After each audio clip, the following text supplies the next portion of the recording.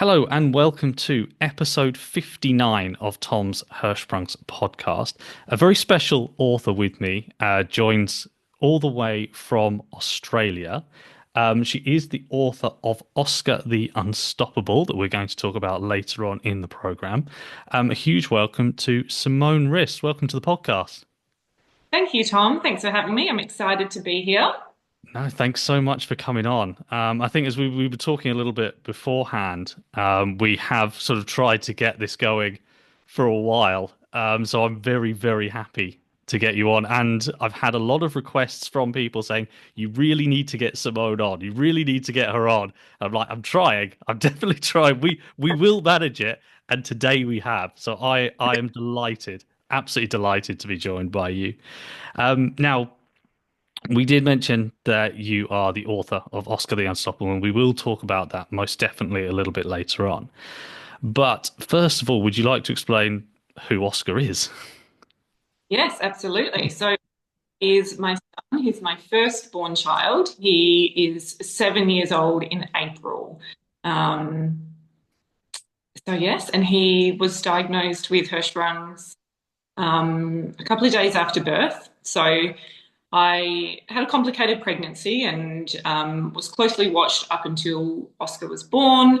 And it was probably about day two. He wasn't feeding. Um, we had pediatrics come in and examine and kind of assess. And they were like, no, he's fine to be discharged. And the midwife was actually the one who was really concerned. And she actually had mentioned Hirschsprung's at the time. She said, "Oh, I'm feeling like, he's not feeding. He's got these symptoms. Have you heard about Hirschsprung's disease?" And I said, "No, I haven't." At that point, I was so sleep deprived. I just wanted to go home. I was feeling quite frustrated. He was then transferred to nursery, and he was started to be tube fed, and he immediately kind of had these reactions and started vomiting. And that's when we were transferred to the Perth Children's Hospital, which is about 45 minutes from where we live. And so at that point, I had already been in hospital about 6 days, and he was transferred on day 3 or 4. We were after his birth. And so we'd gotten to the Perth Children's Hospital quite late at night on a Saturday night. It was skeleton staff. And they said, "You've got to wait till Monday for a biopsy." And in our heads, we were like, "What do you mean we have to wait until Monday?" Um, so on the Monday, they did a biopsy, and they didn't get the results back, I think, for a couple of days. But at that point, they were like, "Look, we're pretty certain it's Hirschsprung's. We're going to book in for the surgery." And it wasn't until the following week. So Oscar was 13 days old when he had his surgery. And leading up to that point of his surgery day, we were doing lots of research. We were trying to find out more, what was this disease that all these doctors were telling us about? And, you know, the doctors would come around once a day, do their checks. We'd have nursing throughout the day, but it was such a limited time. You couldn't ask them questions, or if you did, you felt like you were imposing on the next person's time. So my husband and I were trying to do as much research as we could, and we were just, my husband was reading medical journals. He is very knowledgeable himself in terms of, he's a researcher, so he was kind of doing all of this research trying to find out. I was like, no, I don't want, and I'm very much a personable person, so I'm like, I don't want research journals. I want people's experiences. I want to know a lived experience as to what's happening for families. And I want to hear from everyday life people. I couldn't find anything at the time. So, surgery day came around and we were becoming more knowledgeable on it and just having longer discussions with the medical staff. And so leading up to that point, he was having bowel washouts every kind of 6 to 12 hours. And he was responding well to feeds. So they had said to us in the lead up, "Oh, look, his surgery is probably going to be about 4 hours. We think he's got, a really short segment in terms of that needs to be removed." So he went in for surgery at 1 p.m. in the afternoon. We were like, "Okay, cool. We'll be back here at, 5-ish, we'll be back on ward, etc." So we went home for a little bit just to kind of regroup and get more of our belongings, because at that point we'd already been in hospital for 2 weeks. Hadn't been home, hadn't really kind of paid much attention to our dog. And so we kind of regrouped and, the 5 o'clock mark came and we hadn't had a phone call, and then 6 o'clock, and then I think we got a phone call around 6 or 7 o'clock saying it was still going to be a couple more hours. And at that point we were like, so does this mean he's going to have a bag? Does this mean he is going to have, short segment? And at that point, they couldn't really tell us. So what they were doing was biopsying every 1 centimeter of his bowel to determine, running it off to the lab, coming back, waiting for the results. Yes, there's living ganglion cells, or no, there isn't. So they did that up to the point of the transverse colon, and they said that was their last opportunity, the last biopsy that they did before they would have had to put a stoma bag in. So he had living cells just before his transverse. So he didn't end up having a bag. And so his surgery in total was 8 hours. And I guess and I think it was around 20 or 25 centimeters that was removed. So we ended up back on board with him about 9:30 p.m. And then he had another just over about a week and a half of recovery. And definitely those kind of 2 days after his surgery, it was quite different to see him recovering from all the medication that he would have had, etc.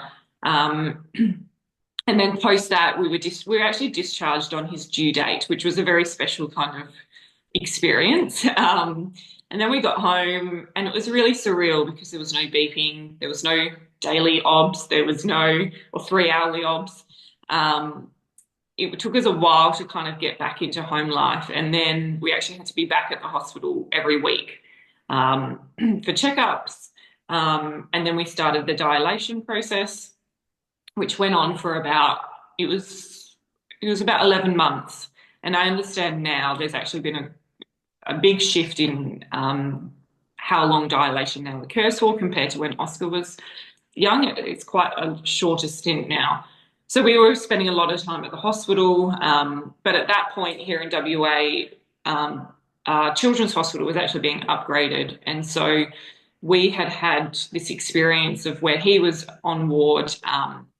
And then when we were going back for appointments, we were at this brand new hospital. It's just state of the art, a beautiful, amazing hospital. So it was a really nice transition, because then all of our hospital appointments were a really different experience for us and for him.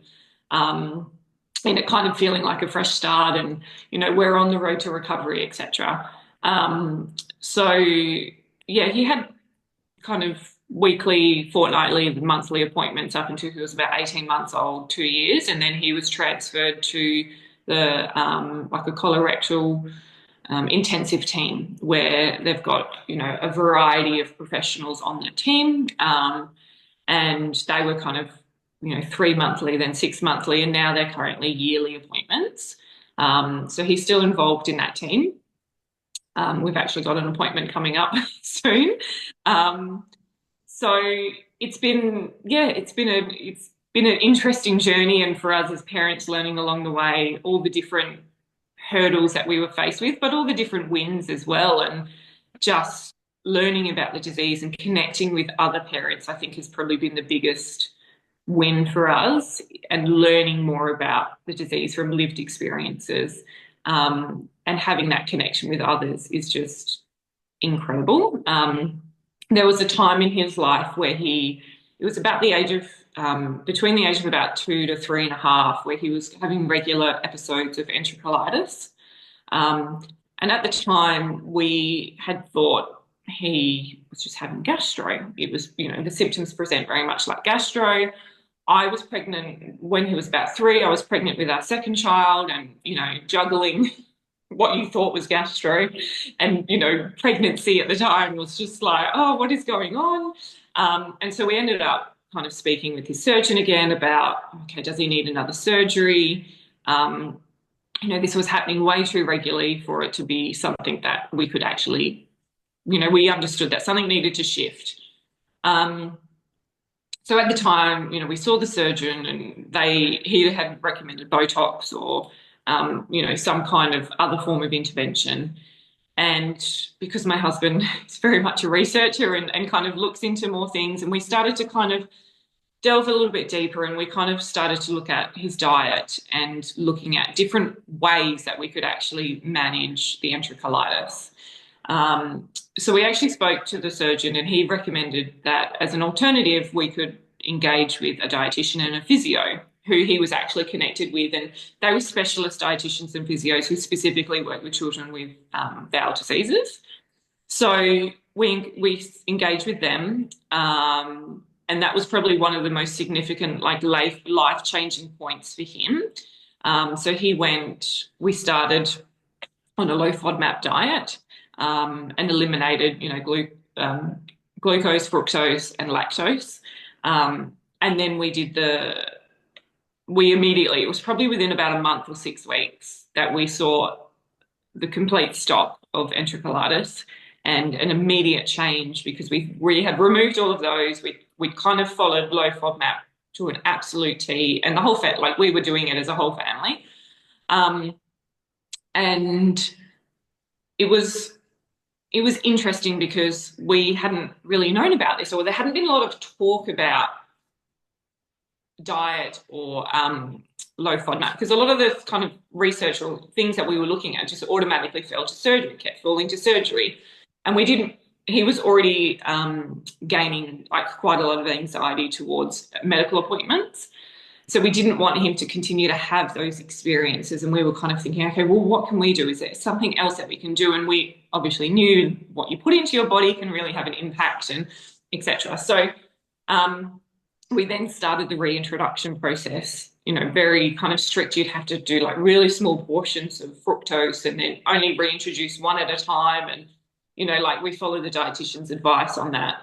And it took the whole process took about a year and a half to now get to a point where we know how much gluten he can kind of manage, and then how much fructose he can manage, and how much lactose he can manage. So, for example, lactose is probably his biggest impact. So he has lactose-free, milk and yogurt. But then if there's a cake being made, it's fine in a cake. And it's the same, like, he'd eat an apple, where now it's kind of like, okay, we need to, half an apple is manageable versus 3 apples, for example, for fructose. And it's the same with gluten. He can't have gluten for breakfast, lunch, and dinner, but he might be able to have one meal, like a pasta, but then the other meals he'll have, like, we have a low FODMAP, like bread here in Australia, that's specifically made for low FODMAP diets. So it's kind of like, it was a really interesting experience that we learned more about the disease as well, as to what could actually be managed for him. And we are so grateful that we avoided kind of another surgery and more kind of medical intervention and anxiety for him. And now we're at a point where it's really manageable. And, there's times where we've just had the holiday season and we've had lots of, food that is high in, fat, or high in, those kind of things. And we've kind of like, well, okay, we need to pull back and we need to get back on schedule. And that's okay. We're learning as we go. So, but yeah, it's been a journey. No, that sounds absolutely fantastic, and what a journey as well. And there's a couple of things I pick up on what you said. One of which, when you said I was searching, and your husband was searching for stories, and I guess if I'd started this 6 years ago rather than 1 year ago, you might have found some stories, which is kind of part of why I do this, is to almost envisage the situation that you were in 7 years ago, and you're going, okay, what does life potentially, because everyone's different, potentially look like? And I think, again, if I started this 6 years ago, that might have been a bit more helpful. And I remember trying to find podcasts at the time, and it all being medical based, or it being really limited. And, I had stumbled across Steph Little in terms of her Facebook page, and I engaged in that and connected with Steph, and amazing that we were, in the same state as well. So, but besides that, it was really, and, I was searching for books, and there's one other children's book that is based on Hirschsprung's, and we've got that book, and that was valuable at the time as well. But there was something within me that I was like, I needed to relate more, and I wanted to provide that more to, I guess, the community. And like, I work with children, my profession, I'm a social worker, I work with children, this is my world in that sense. Um, so I was really determined to kind of bring Oscar's story to other people so that they could kind of feel comfort that they're not alone, and also to kind of feel like, as hard as it was in the trenches of, like, we had those thoughts of like, what's his life going to be like? What is this disease? What's going to be held for him in his childhood into his adult years? And really that unknown space and that feeling of fear, to be honest, as to, this is our firstborn and what's that going to look like? So I guess I wanted to provide that story of being like, it's of hope, and that they can still do amazing things regardless of this disease. And it's trying to provide I guess a bit of empowerment as well to parents and children that you can do anything regardless if you have Hirschsprung's. Yeah, absolutely. And that's another reason why I really wanted you on, because I think we come from a very similar um background in that sense, in terms of you're really trying to not tell people what life is going to be like, because we don't know and everyone's different, but to provide that, you know, if you are going through as you did, as a lot of Hirschsprung's mums and dads both went through, providing that sort of, there is, a world of opportunities. You go through the surgery, obviously the pull throughs and all of that stuff, and whilst you're going through all of that stuff that you went through, having sort of something to look forward to, I guess, and to have that hope, I think is something that is really important. There was one other thing as well that I wanted to mention. You have said you were pregnant at the time when Oscar was going through a lot of surgeries. One thing that has fascinated me when doing this is genetics and sort of the possibility or probability of another child, once you've had a child with Hirschsprung's, probability of then having another child with Hirschsprung's. Because for anybody who doesn't know my family history, I have an older brother, a year older than me, who doesn't have Hirschsprung's. I do, and then I have two younger brothers that don't. So I was the lucky or unlucky one, whatever way you want to put it. Um, were you ever given sort of a possibility, a percentage chance second time round? Yeah, absolutely. And that was like, as soon as we had fallen pregnant with our second, it was the most thing that I probably thought about in my versus the pregnancy complications that I had with both the children. But it was, yeah, absolutely spoken about quite a lot, and told to us. And particularly, there was a lot of strain towards us around, oh, if it's a boy, it's more likely than that the boy will get it than if it's a girl. And I don't know the stats in that, but that's what the medical professionals were telling us. And we had a girl. But I would say I was so hyper vigilant for that first 24 hours post birth. Is she going to do a poo? Like, Yeah. what is it like? And at the time, because I had her in the peak of COVID, so she was born in February 2021. So our hospital system here in Perth, it went a little bit wild in the sense of, like, we weren't even sure if my husband was going to be able to be at the birth. Oscar wasn't able to come to the hospital. It was skeleton staff. There was, no contact, etc. So, you know, I'd had, my second child, Neve, and my husband had to go pretty quickly. And then I'm here with, my second child, no medical staff around, because also very much second child, oh, you've got it, you're fine, you don't need much support. And I'm waiting, and it got into like, I was on the countdown, like, and it got to 23 hours. I'm like, she still hasn't pooed, what's going on? And then I think it was post 24 hours at that point. I was like, that's it, we're going PCH. And I had remember saying to the medical staff or the nursing staff, I was like, look, you may as well just transfer us now. Like, it's been 24 hours, she hasn't pooed. Can you please just get the wheels in motion? Because in my mind, I'm like, okay, this is round two, here we go. Um, and I think it was around probably like 26 hours or around that. And I was like, oh my God, taking a photo for evidence and, like, this is it, this is great. And then again, my first thought was like, oh, maybe that was just, will she do it again? And then thankfully she had, then she continued to do it. And we were like, okay, okay, we're fine, we're fine. But it was that anxiety leading up to it for the entire pregnancy and then post birth. It took over, to be honest. Um, but having a different experience of that, and um, yeah, it's just been, yeah, it consumed me for that time, to be honest. So yeah. Definitely, definitely. Also, we were prepared for if it was, like we were mentally like, you know what, if it is, that's okay. And we take this journey and we take it for what it is. We were not kind of wishing or hoping. It was just like it will be what it will be.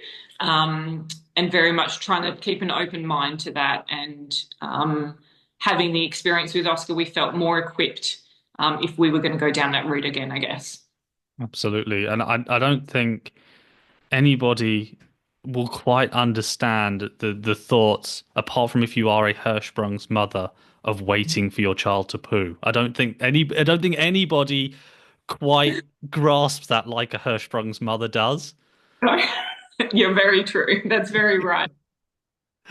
Um, Another point you brought up was diet as well, and that I find really interesting because, as I said, everybody's different when it comes to Hirschsprungs, and the sort of trials of going through the fructose and the glucose and whatnot. I just found that was incredibly interesting, and then it was sort of because again, there was another story I had somebody on a few weeks ago who could only eat boiled potatoes, which again, or eat just really bland food. So was that more sort of a sort of trial and error in the end, or was that sort of a specific guidelines that you were given?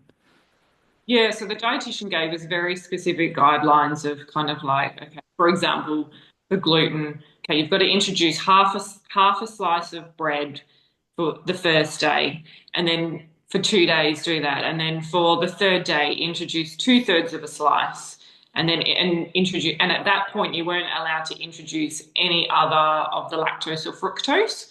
Um, so it was very specific and very guided in that sense. And so I guess my recommendation would be always to kind of be guided by a qualified dietitian. And now, because we've done that process so extensively, we can kind of like tweak it and know what works for his body, because obviously somebody else's body can be different. Um, and the other thing is we engaged with a physio as well, who kind of taught us different ways or different movements to kind of help his bowel movements, or to help if he was, we'd kind of notice if he was gassy, and to do certain games or engage with him in a different, like for example, she would say, play a game, lay on your tummy and play a board game. Notice the difference, what might happen. And we did. And it was like, oh, wow, that's a really cool trick to know. Like if he's feeling like his tummy's sore, or, he's feeling a bit gassy, we'll do that.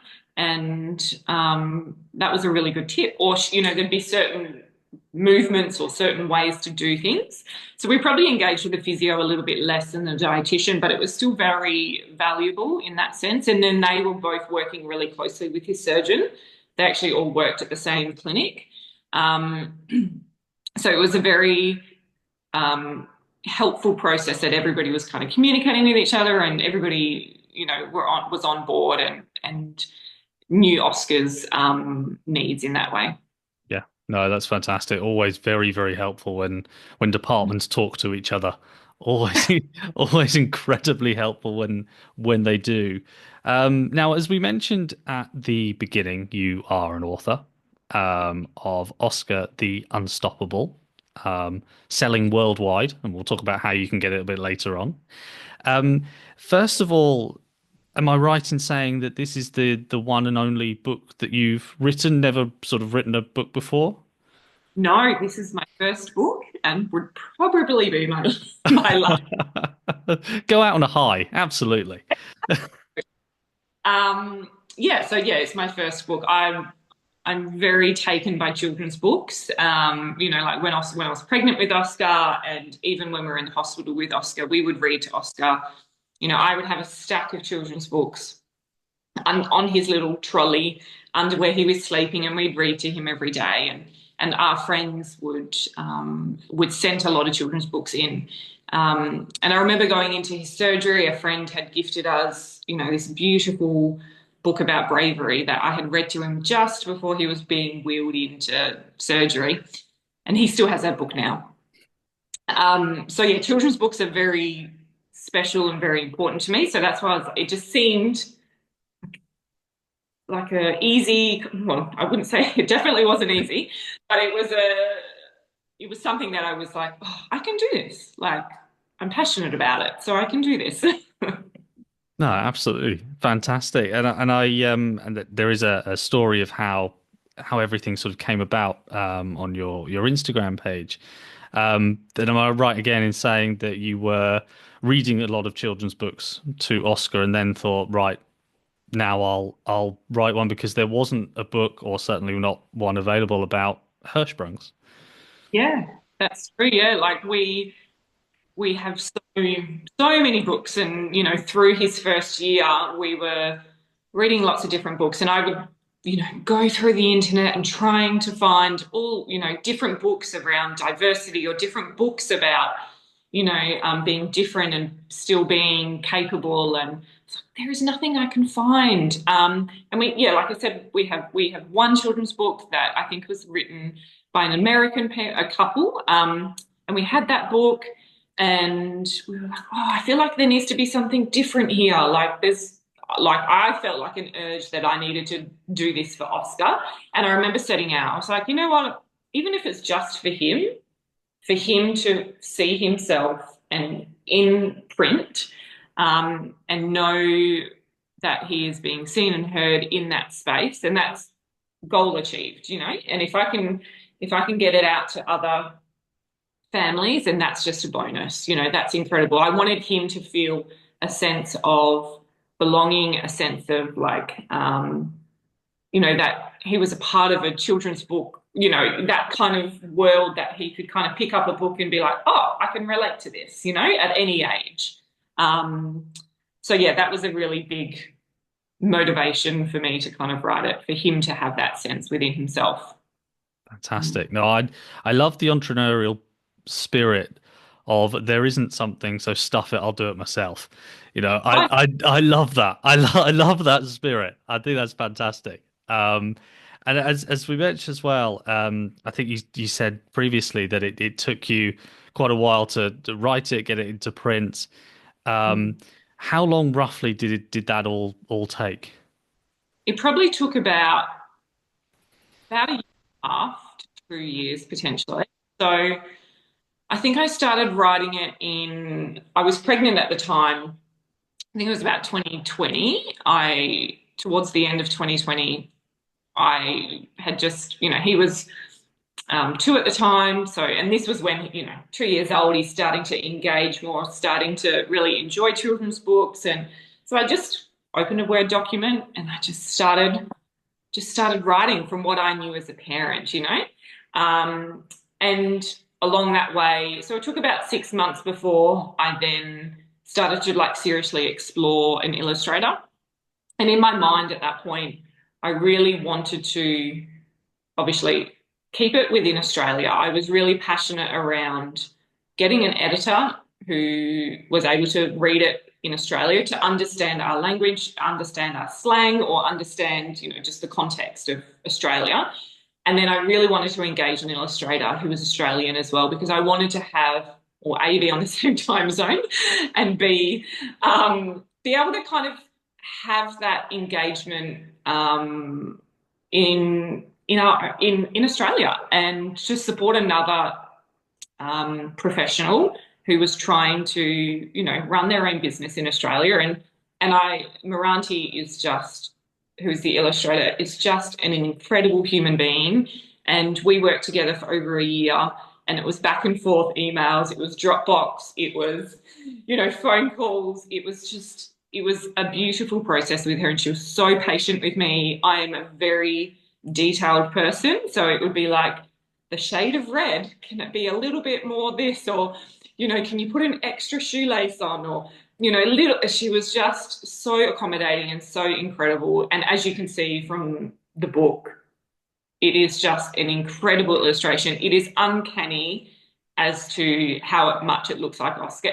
All of our family members are like, wow, she's done such an incredible job to get it exactly like Oscar. And I also wanted to create an element of color, but softness, and to really incorporate. There's lots of little things throughout the book that are really special to us as a family. So our dog is in the book, who's now passed. So we wanted to, at the time she hadn't passed, but so our dog's in the book, Oscar's special bunny's in the book.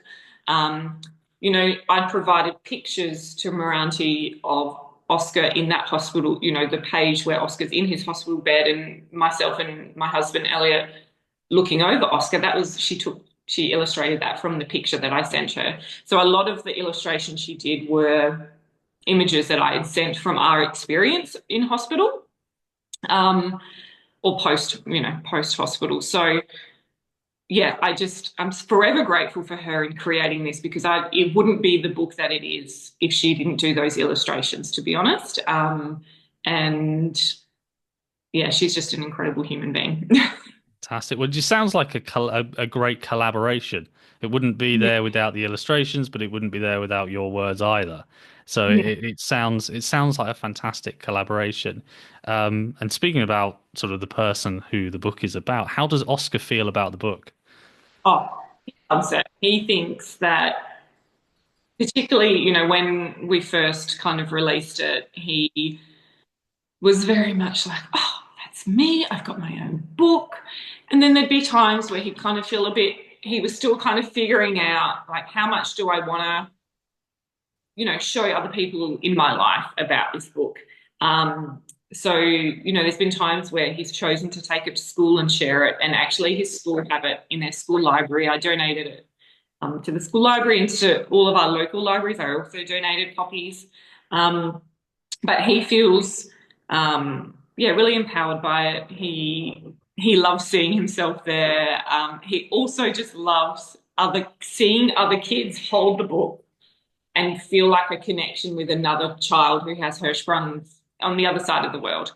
And there's been lots of people who have messaged me, and Oscar and the other child have actually had video calls, or have had, connecting in a special way that they wouldn't have had that connection if the book wasn't there. And I think that's what he loves most about it, is that sense of belonging, but that sense of connection with other children with Hirschsprung all over the world, is what I think holds a special place in his heart. So, yeah.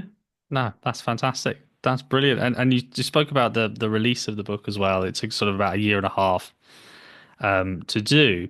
And you had a special release day or a special release date in mind. Would you like to talk about sort of when that was and why you chose that specific date? Yeah, absolutely. So, um, we we were kind of at the time we were tying up the book. It was kind of January 2022, and in my mind, I'm like, okay, what are the things? Sorry, tying up the illustrations. So in my mind, I was like, okay, what else do I need to do? And then I was kind of projecting the months forward. Okay, I needed it edited again. I needed it formatted, etc. And again, I was still really passionate about engaging a formatter within Australia, which engaged an incredible one. And so as the day got closer, I was like, hold on, I want to release this book on Oscar's surgery day. Like, I want this to be a really momentous experience for us, a personal experience for us, to kind of shift. Okay, he had his surgery, and that was the biggest life-changing day for him. But how about we release it on the same day? So yes, it was released in April 2022. And COVID was a blessing in a sense, because it allowed a year for me and Moranti to kind of be going back and forth and to be working on this book, when in 2021 when, the world had kind of shut down. It was like, oh, well, we may as well just write a book. So I'm not sure if the book would have been released when it was, if it wasn't the lockdown situation that we were in, because we had a lot of time at home and a lot of time to review. Um, so yeah, it will be nearly 3 years since the book has been released, coming up, which has just flown by, to be honest. No, that's fantastic. And yeah, I have to remember it's 2025 as well. But that's it's yeah, time has really flown, Yeah, really flown.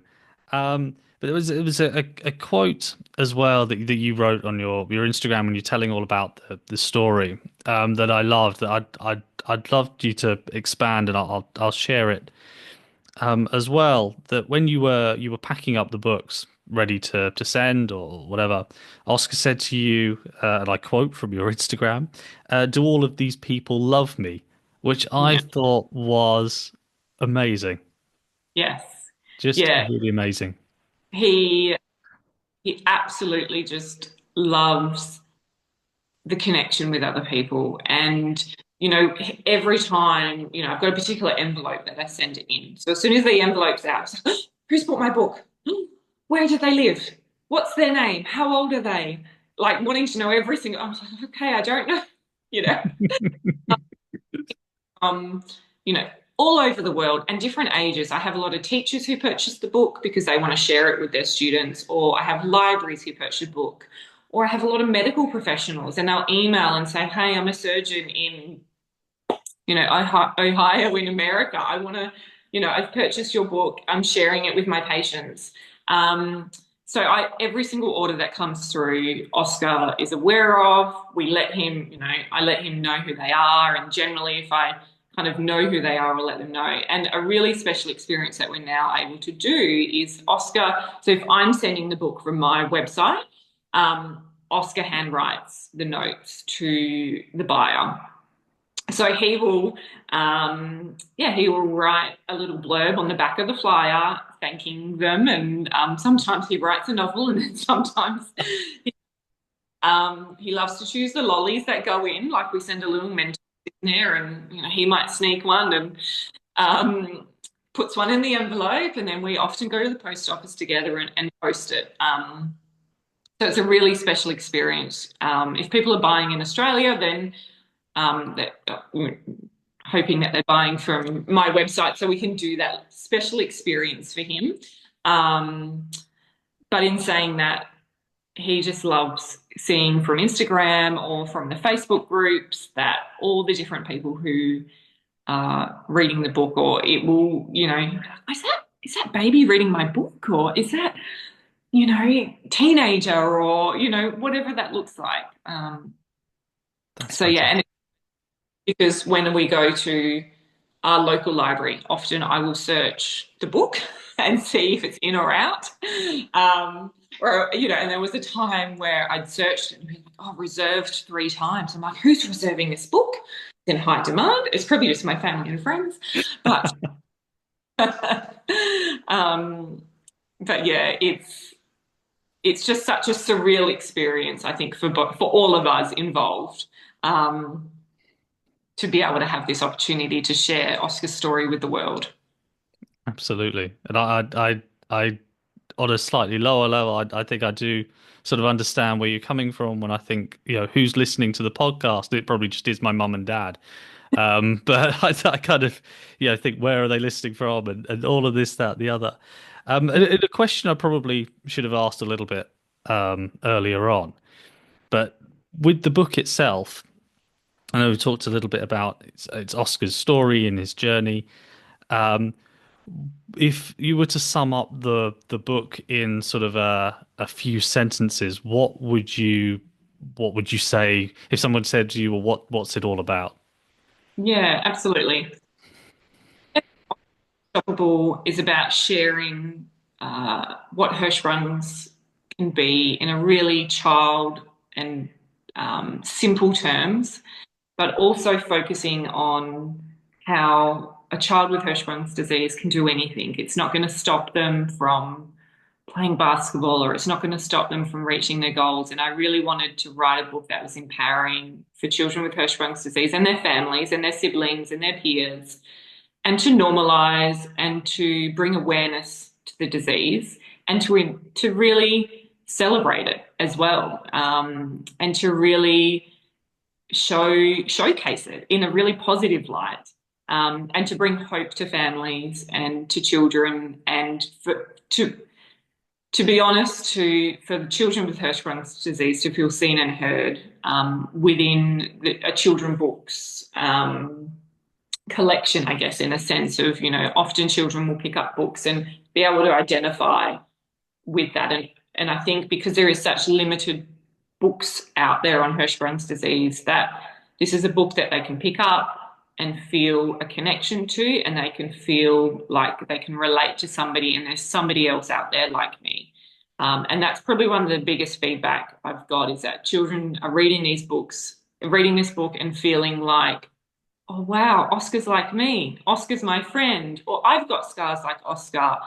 Or, yeah, I like to play basketball, and Hirschsprung's doesn't stop me from playing basketball. Um, so it's really a book about connection and relation and empowerment, and feeling seen and heard for them as little warriors of Hirschsprung's. So, yeah. Absolutely fantastic, and that's a wonderful, wonderful sentiment that we'll conclude on. And just very quickly, a couple of things just before we wrap up. Where can people find you, and where can people buy the book from? Yeah, absolutely. So if you're in Australia, I would recommend, if you want to get a little note from Oscar, that you purchase it from oscartheunstoppable.com. So unfortunately, I only ship within Australia just because of postage costs. The next recommendation for worldwide would be Amazon. So it's a print on demand service. So for example, if you're ordering in London or the UK, then it's actually printed in the UK and it's shipped to you from your local dispatching Amazon service. So it's actually a pretty quick turnaround. Obviously, you don't get the little personalized note, which is completely fine. And that's the reason why I have it available worldwide, because it's not about an income, or it's not about making money for us. It is about awareness and getting it out into the community, and for children to feel seen and heard. So that's why we have it available on Amazon. So it's more accessible to the world, really. And that's what it's about for us. It's about a community, and raising that awareness. Absolutely, and on Instagram, where can people follow you? Yes. So it is Oscar underscore the, sorry, Oscar underscore the underscore unstoppable. And yeah, you'll see little Oscar's Moranti's illustration in the little tile. You'll know that you've landed in the right space. So, and please, anybody who is reading the book, or sharing the book, I would love for you to contact me, and either in the DMs or flick me an email from the website, because every single story that comes through to me, I share with Oscar, and he feels so much more connected to the world, and he is so excited to travel the world. And I think a big reason of that is because of those who are reading the book, and he's excited to see where all these people live, and be a globetrotter essentially. Fantastic. Well, thank you ever so much for everything that you do, and Oscar as well. And thank you so much for joining me. Thank you so much, Tom. I appreciate your time.